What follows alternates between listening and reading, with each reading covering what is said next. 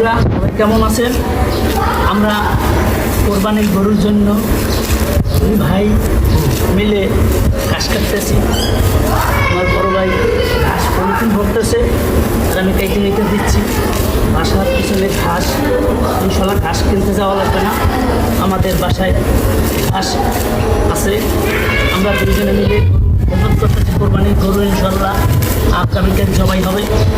তাই আমরা এখন একটু গরুর দুধ দিচ্ছি, গরুটার ভিডিও দিব কেমন হয়েছে ইনশাল্লাহ আপনারা কমেন্ট করে বলবেন যে আমাদের গরুটা কেমন হয়েছে, এবং আপনাদের সবাই দাওয়াত রইল। এই যে দেখেন কি সুন্দর ঘাস, এই ঘাস আপনারা কচি কচি গাছ, কি সুন্দর এই ঘাস আপনারা ঢাকা শহরে কোথায় পাবেন বলেন?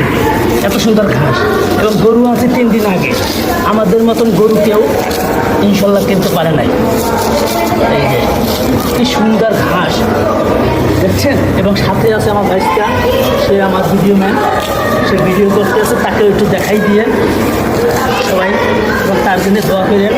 আগামীতেও যেন আমরা সুন্দর এইভাবে সবাই মিলে কুরবানি দিতে পারি, এবং দেশেও কখনো এইভাবে ঘাস কাটি নাই, এই প্রথম ঘাস কাটলাম গরুর জন্য। ভালো থাকেন, সুস্থ থাকেন, সবাই আমাদের জন্য দোয়া করবেন, আল্লাহ যেন আমাদের কোরবানিটাকে কবুল করে। তুই থাক, আমি একটু দোকানে গেলাম। ভাই হ্যাঁ, আমি একটু দোকান থেকে আসি। আচ্ছা কেন থাকবো, একা একা কোথাও যাস না। এখন ভিডিও করতে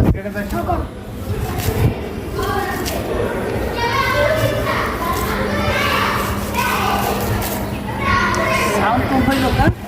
আচ্ছা আমি একটু জোরে কথা বলি, দাঁড়াও এখানে এসে ওইভাবেই থাকো তুমি, আবার নতুন করে করো বন্ধ করো।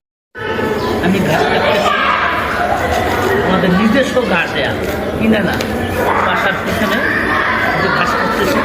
আমার এক বড় ভাই, সে পলিথিন ঘিরে রাখছে।